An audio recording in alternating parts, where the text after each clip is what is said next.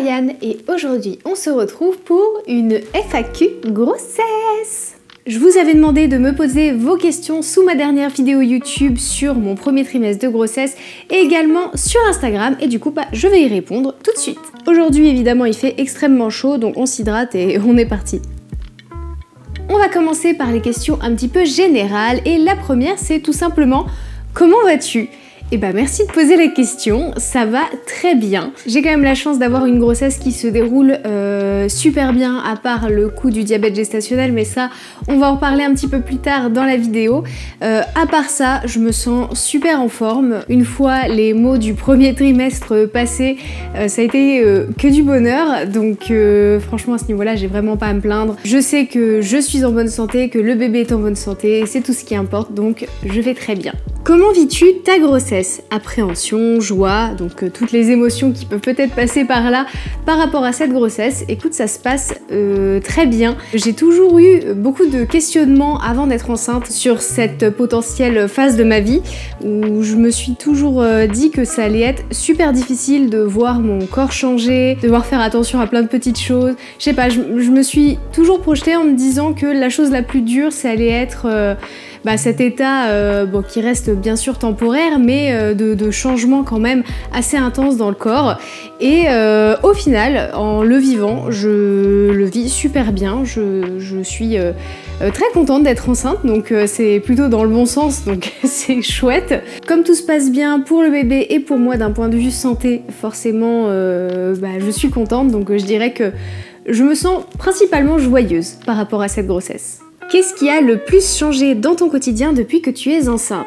Alors je dirais que le plus gros changement et la plus grosse adaptation ça a été alimentaire évidemment. D'une part parce que en étant enceinte, vous n'êtes pas sans savoir qu'il y a plein de choses qu'on ne peut pas consommer. Et évidemment, le diabète gestationnel n'a rien arrangé à ce niveau-là puisque ça m'a ajouté des restrictions supplémentaires. Sachant que de base, je fais très attention à mon alimentation. En ayant une alimentation végétarienne, je fais encore plus attention par rapport aux apports pour être sûr que le bébé et moi-même, on ait bien tout ce qu'il nous faut pour que tout se passe bien en fait. Au début, ça a été une grosse période d'ajustement, surtout pour la partie produits laitiers en fait, le fait de vérifier aussi, même aujourd'hui à chaque fois que tel fromage si je le consomme cru il est bien pasteurisé. Je fais très attention aussi évidemment à l'alcool parce que des fois il y a de l'alcool caché dans des endroits non soupçonnés. Les bières qui sont sans alcool, il faut vraiment qu'il y ait marqué 0,0% d'alcool parce que sinon potentiellement ça veut dire qu'il y a encore un petit peu d'alcool dedans et le moindre petit milligramme d'alcool ça peut être dévastateur donc faut faire hyper gaffe à ça. Avez-vous une chose qui vous fait hâte pour votre nouvelle vie de parent? Je dirais que la chose dont j'ai le plus hâte c'est de découvrir la future personnalité de notre bébé, de suivre en fait cette évolution au fil des mois et de voir une personnalité se dessiner, ça doit être quelque chose d'assez incroyable je pense à vivre en tant que parent. Qu'est-ce qui vous a décidé à vous lancer dans cette belle aventure? Eh bien je dirais qu'il y a plusieurs facteurs qui sont rentrés en compte.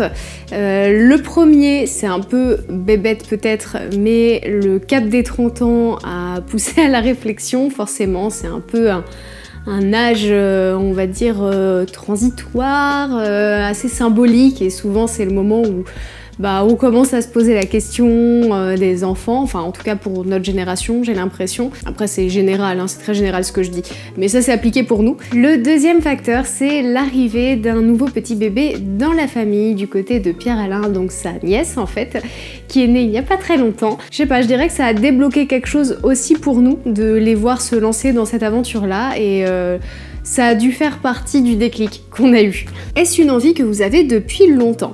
Alors avec Pierre-Alain, ça fait plus de 10 ans qu'on est ensemble, donc ça commence à faire un petit moment. Oui, ça a déjà été une question qu'on s'est posée bien plus tôt dans notre relation pour savoir si on était raccord, en fait, tout simplement à ce niveau-là. En gros, à l'époque, quand on en a parlé, ça commence à remonter, mais ce qui en ressortait, c'était que tous les deux, on en voulait, mais que on n'était pas pressés pour s'y mettre rapidement. Comment apprivoises-tu le fait de devenir maman? Alors ça c'est une grosse question. Je me sens déjà pas forcément très responsable de ce petit être qui est en train de grandir dans mon ventre. Donc en soi, mon rôle de maman, je dirais, a déjà commencé. Je suis déjà dedans parce que je fais déjà J'espère tout ce qu'il faut pour que tout se passe bien in utero et que tout se passe bien aussi une fois que le bébé sera là. Je pense que j'ai pas mal d'appréhension forcément par rapport à ça, parce que j'ai envie de faire du mieux que je peux, comme je pense toutes les futures mamans. Forcément, ces appréhensions s'accompagnent de doutes, de beaucoup de questionnements, donc pour compenser toute cette non-connaissance en fait de ma part, je lis pas mal de livres sur l'éducation, sur les attentes d'un bébé, sur comment ça fonctionne un enfant tout simplement au niveau psychologique et physiologique. Donc on va prendre les choses tranquillement dans l'ordre. Déjà là pour l'instant on prépare la fin de la grossesse déjà, l'accouchement, la naissance, les premiers mois et ensuite on verra. Avez-vous envie de connaître le sexe du bébé et savez-vous quel est le sexe du bébé? Alors oui, on avait très envie de connaître le sexe du bébé. On a même demandé une estimation vu qu'on nous l'avait proposé à l'écho du premier trimestre et ça s'est confirmé à l'écho du deuxième trimestre. Mais pour l'instant, je garde encore la surprise pour vous. Je pense que le reveal sera fait dans la vidéo du troisième trimestre qui arrivera quand j'aurai terminé mon troisième trimestre et donc que j'aurai accouché. Mais en tout cas, d'ici là, si vous pensez que c'est plutôt une fille ou plutôt un garçon, n'hésitez pas à me faire vos petites prémonitions dans les commentaires. Donc à vos votes. Vous avez déjà un prénom ?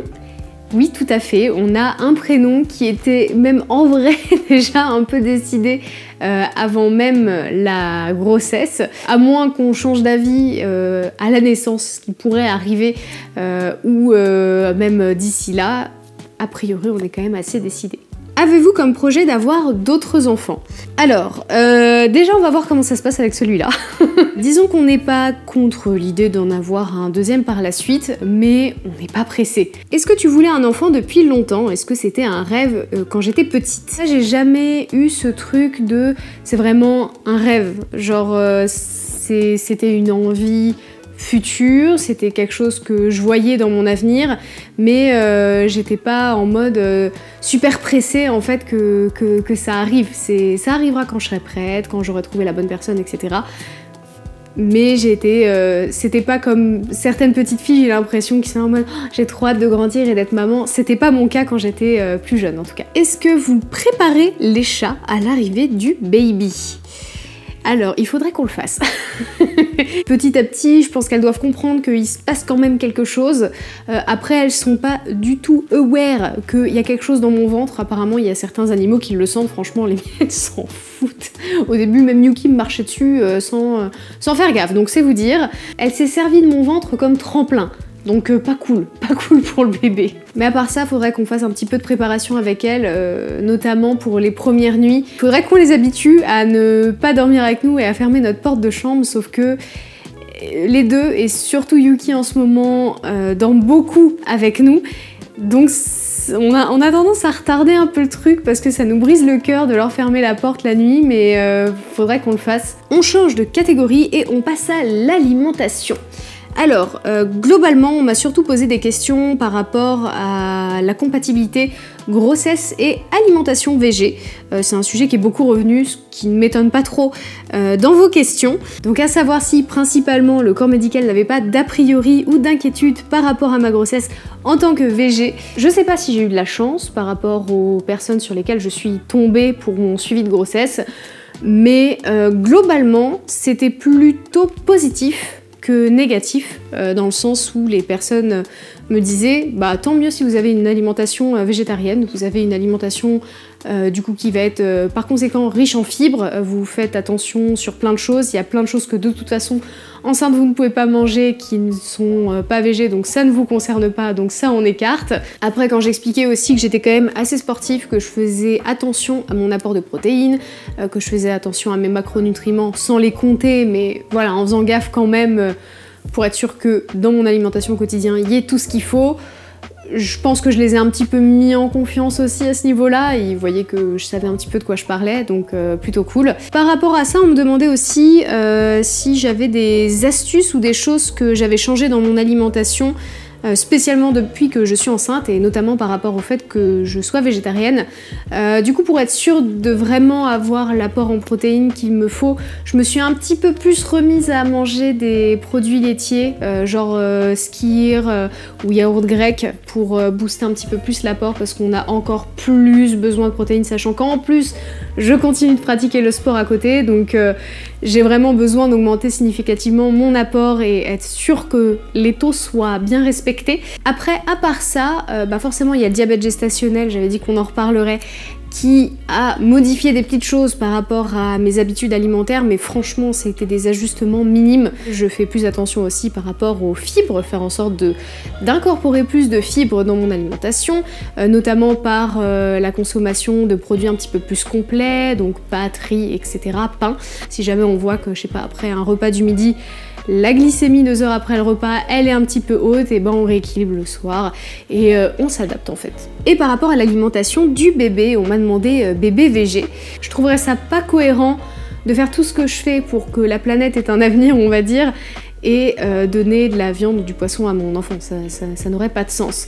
Sauf que le problème, c'est pas tant quand l'enfant est à la maison, là on peut cuisiner pour lui, il n'y a pas de souci, quand le bébé sera plus grand et qu'il va rentrer en fait à l'école. Les repas du midi à l'école, c'est pas forcément évident qu'il y ait des options végé à chaque fois, donc ça je sais pas trop comment on va gérer, ça semble un peu loin parce que l'école c'est pas avant 3 ans, mais en tout cas il y a encore beaucoup de questions auxquelles on doit répondre à ce sujet là, mais en tout cas ce qui est sûr c'est que au début on veut se faire accompagner par quelqu'un qui est spécialisé dans l'alimentation végétarienne dès tout petit pour être sûr que notre petit bout de chou ait bien tout ce qu'il lui faut pour grandir dans les meilleures conditions. On passe à la catégorie réseaux sociaux et on me demande: continueras-tu à tourner ou feras-tu une pause YouTube? Donc je vais pas faire une pause YouTube de plusieurs mois, en tout cas c'est pas ce que j'ai prévu dans ma tête. Après c'est un peu dur d'anticiper parce que j'ai vraiment beaucoup de mal à me projeter par rapport à ce à quoi notre quotidien va ressembler une fois que le petit bout sera là. Ce qui nous amène à la question: vas-tu montrer le visage du bébé sur les réseaux sociaux? Donc non, je ne pense pas qu'on montrera son visage sur les réseaux sociaux pour préserver son anonymat. Pour autant, je vais pas en faire complètement abstraction dans mes vidéos, donc il se peut que vous voyez des petits bouts de pied, des petits bouts de main, mais on verra pas en tout cas son visage sur YouTube ou sur Instagram ou sur n'importe quel réseau social. Est-ce que tu pourras faire un tour de ce que tu as acheté pour l'arrivée du bébé? Alors oui, absolument, je pense que ça va être une vidéo à part entière une fois qu'on aura toutes nos fournitures, donc j'attends de récupérer vraiment tout ce dont on a besoin. On a encore beaucoup de choses à récupérer. Est-ce que tu envisages de faire des tutos couture sur ta chaîne? Alors ça pour le coup c'est pas prévu, c'est vrai que je vous ai un petit peu parlé dans mon dernier vlog de justement mes petites créations en couture, mais je n'hésiterai pas à vous renvoyer vers les tutos que j'ai trouvé chouettes qui m'ont permis de faire ces réalisations là. On passe à la partie médicale / santé. À quelle semaine de grossesse avez-vous fait l'échographie? Alors à ce jour on en a fait plusieurs, on en a fait 3 en tout. À savoir qu'au cours d'une grossesse il y a en gros 3 échographies obligatoires, l'écho du premier trimestre, l'écho du deuxième trimestre et l'écho du troisième trimestre. Nous du coup on va en avoir un peu plus, on va avoir le droit à 5 échographies, notamment parce qu'on a commencé par faire une échographie de datation et à ce moment là j'étais à 7 semaines d'aménorrhée. Pour l'échographie du premier trimestre, j'étais à 13 semaines d'aménorrhée et pour l'échographie du deuxième trimestre, j'étais à 22 semaines d'aménorrhée. Et donc il nous reste l'écho du troisième trimestre et on va faire une écho de croissance un mois après l'échographie du troisième trimestre pour être sûr que le bébé ne grossit pas trop, lié à mon diabète gestationnel. Aux dernières nouvelles, les poids étaient nickel. Mais en fin de grossesse, comme le bébé prend plus de poids plus vite, on va un petit peu plus surveiller pour être sûr qu'il ne prend pas trop de poids trop vite. À combien de jours as-tu fait ton test de grossesse par rapport à ton ovulation? Eh bien j'ai été très impatiente. Si vous avez vu ma vidéo sur mon premier trimestre de grossesse justement, j'ai expliqué que je l'avais fait avant mon retard de règles et du coup je l'ai fait 11 jours après la date supposée de mon ovulation. Tu avais un contraceptif avant? Alors oui, mais ça remonte à 2 ans en gros, enfin plus de 2 ans du coup maintenant. J'étais sous implant contraceptif, donc l'implant qu'on met dans le bras, mais que j'ai fait retirer parce que je me suis rendu compte que j'étais sous hormones contraceptives depuis trop longtemps. Donc au moment de le renouveler, c'est tous les 3 ans si je dis pas de bêtises, j'ai décidé de ne pas le faire à ce moment-là et je l'ai retiré définitivement. Tu as mis combien de temps avant de tomber enceinte? eh bien on fait partie de ces chanceux qui n'ont pas eu à attendre bien longtemps puisque le premier essai a été concluant, donc bien sûr on est très content. Des fois c'est un parcours qui est vraiment très long et fastidieux pour certaines personnes, donc on se sent un peu coupable que ça se soit passé aussi vite pour nous. Donc si jamais c'est votre cas, que vous êtes en difficulté, que ça met du temps, courage, accrochez-vous, vos efforts seront récompensés, ça va le faire. Tu es à combien de mois? Eh bien au moment où je filme cette vidéo, je viens tout juste de rentrer dans mon 3e trimestre, ce qui est complètement dingue, mais ce qui veut dire que je suis au début de mon 7e mois. Ensuite on m'a demandé, as-tu beaucoup d'effets secondaires et comment vas-tu avec les symptômes? Je vous invite vraiment à regarder ma vidéo sur le 1er trimestre. La vidéo sur le 2e trimestre devrait pas tarder à arriver non plus. Mais tout ça pour dire que je parle justement beaucoup de mes symptômes dans ces vidéos-là. Le 2e trimestre était trop bien, on est encore hyper à l'aise de son corps, on commence à voir qu'on est enceinte. Franchement, c'est une période que j'ai trouvée très chouette et tout le monde dit que c'est le meilleur trimestre de la grossesse et je comprends maintenant pourquoi. As-tu vu une amélioration dans la qualité de ta peau? On dit parfois que ça change pendant la grossesse. J'ai noté, je pense, 2 choses. La première, c'est que avant la grossesse, ça m'arrivait en fonction de la période de mes menstruations, au niveau de la phase dans laquelle j'étais, d'avoir quelques petits boutons dans le haut du dos. Ça a complètement disparu pendant la grossesse. En revanche, pour ce qui est du visage, globalement j'ai pas de problème d'acné ou autre, donc ça je suis ravie. Cependant j'ai des petites plaques rouges qui sont venues se dessiner ici, en dessous des narines, alors que je suis pas particulièrement enrhumée. Mais voilà, des petites plaques ici et des fois un petit peu au coin de l'œil, là comme ça.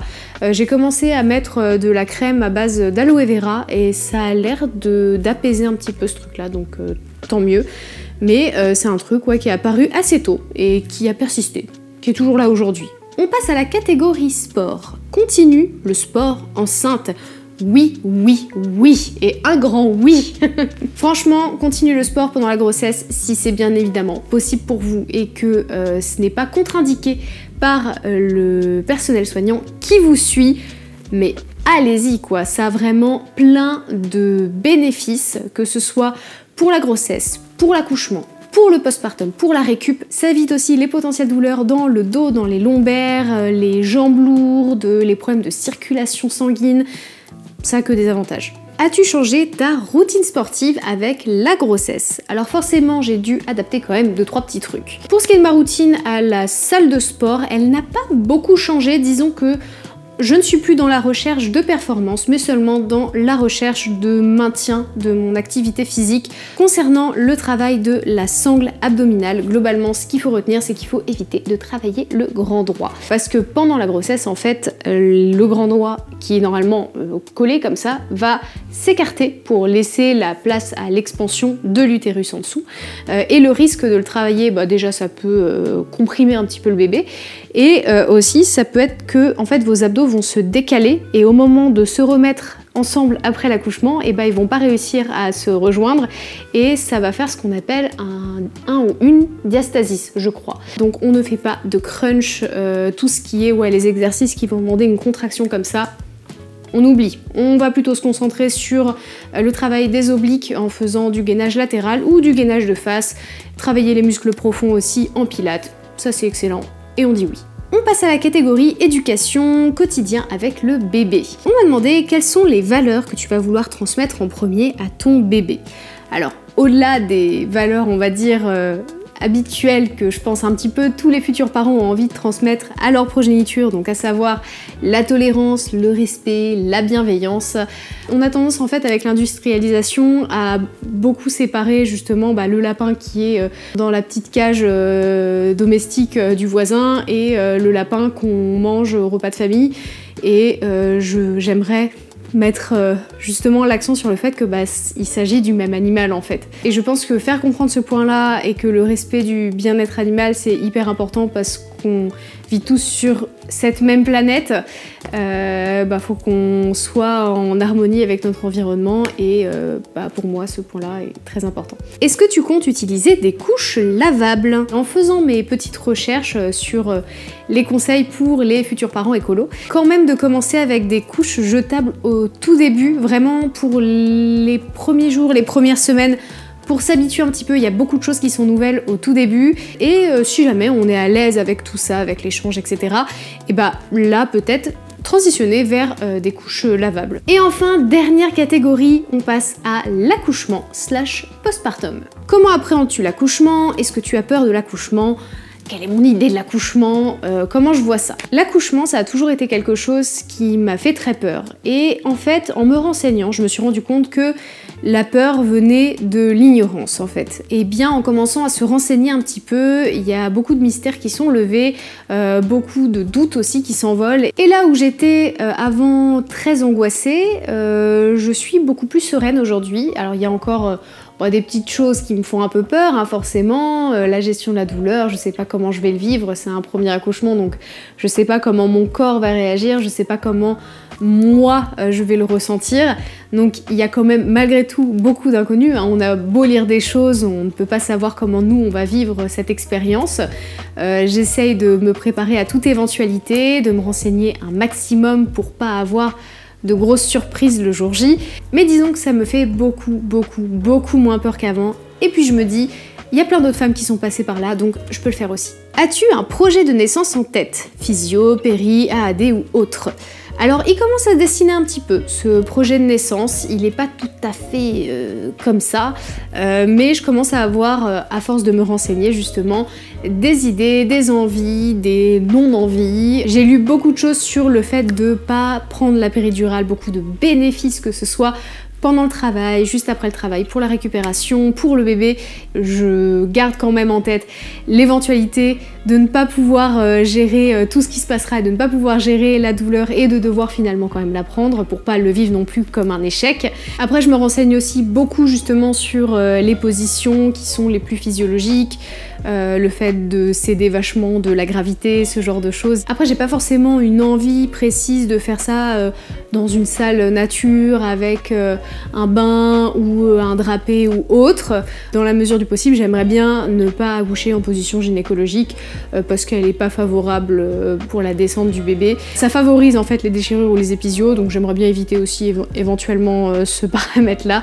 Donc voilà en tout cas l'idée sur laquelle je me suis arrêtée pour l'instant. Et enfin, dernière question, est-ce que tu penses allaiter? Et si c'est le cas, est-ce que tu n'as pas trop d'appréhension? C'est vrai que souvent quand on me pose la question, je réponds alors j'aimerais bien si c'est possible, parce que je pense que comme toi j'ai lu quand même pas mal de témoignages de femmes effectivement qui galéraient pour diverses raisons. En tout cas j'aimerais bien, et il faut que je lise des choses sur le sujet pour en apprendre peut-être un petit peu plus. Et on arrive à la fin de cette vidéo, vraiment un grand merci pour toutes vos questions qui étaient toutes hyper intéressantes. Si jamais il y a des sujets où je suis passée un petit peu à côté dans ma réponse ou autre, n'hésitez pas à me reposer la question en commentaire, je me ferai une joie de vous y répondre. Pour suivre la suite de mes aventures liées à cette grossesse ou à la suite, n'hésitez pas à vous abonner si ça n'est pas déjà fait. Si cette vidéo vous a plu, mettez un petit pouce en l'air pour soutenir mon travail, un petit commentaire aussi, ça c'est pareil, ça soutient toujours. Si jamais vous êtes encore là alors que je suis en train de parler, mettez cet emoji dans les commentaires et j'irai liker ton commentaire qui du coup me prouvera que tu es bien resté jusqu'au bout et que tu es un ou une vraie. Merci beaucoup d'avoir regardé cette vidéo et je vous dis à dans 2 semaines pour la prochaine.